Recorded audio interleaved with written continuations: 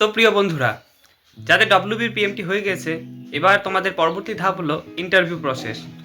যারা পাস করে আছো তাদেরকে অনেক অভিনন্দন জানাই, এবং যাদের আগামী দিনে আছে তোমরা চেষ্টা করো পাস করার। কিন্তু যতটা শোনা যাচ্ছে খুব তাড়াতাড়ি কিন্তু ইন্টারভিউ প্রক্রিয়া শুরু হবে।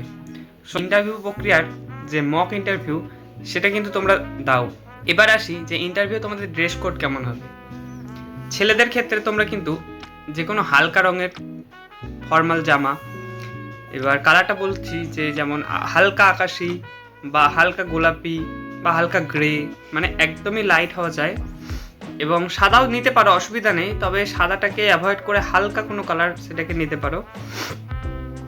এরপর হচ্ছে প্যান্ট। প্যান্ট তোমরা একদম ফর্মাল যেমন কাটিয়ে বানানো হয় সেরকম।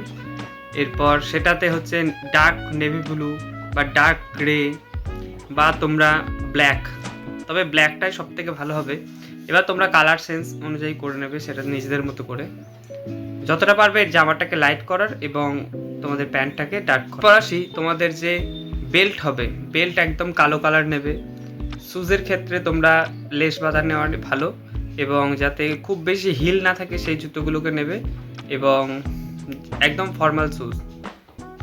এছাড়াও তোমরা যে মোজা ব্যবহার করবে সেটা একটু ডার্ক কালার নেওয়াই ভালো।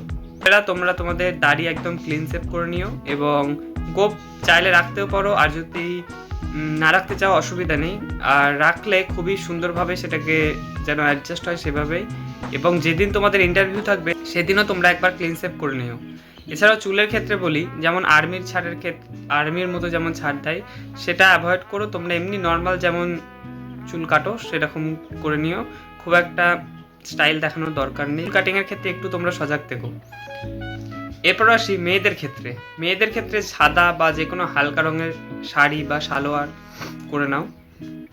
এছাড়াও তোমরা হালকা পামসু টাইপের অথবা যে বুটগুলো হয় সেগুলো, যাতে হিল না থাকে খুব একটা।